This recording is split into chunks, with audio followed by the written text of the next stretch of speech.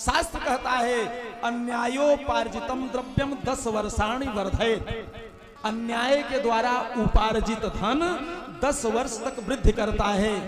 और प्राप्ते तु 11 वर्षे, 11वां वर्ष प्राप्त होते होते समूलम च विनश्यत्, सब लेकर के डूब जाता है।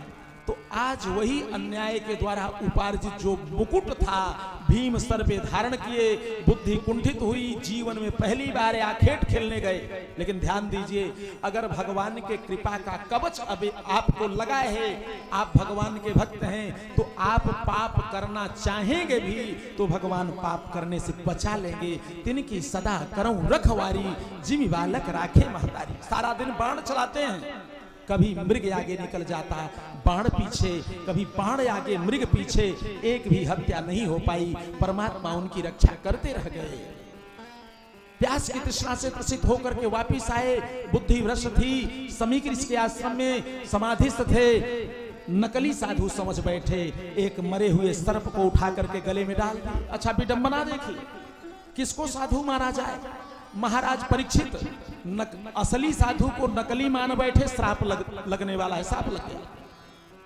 और सीता जी नकली साधु को असली साधु मान ली तो लंका में पहुंच गई। विडंबना ये है। आगे चल करके संतों की परिभाषा देते हैं।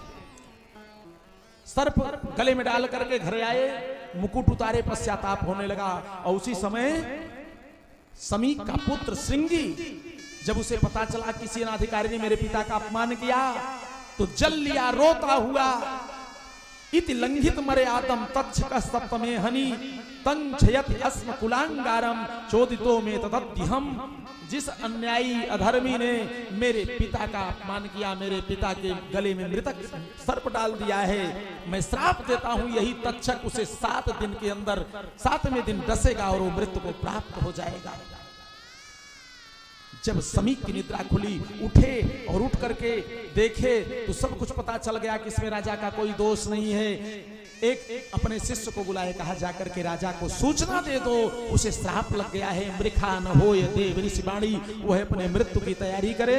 और महाराज परीक्षित को सबको ज्ञात हो चुका था। उसी समय अपने ज्येष्ठ पुत्र जनमेजय को राज सिंहासन पर बैठा करके और सीधे गंगा के तट पर आ गए। अगर मोक्ष की कामना है, मुक्ति चाहते हैं, तो गंगा का आश्रय लें।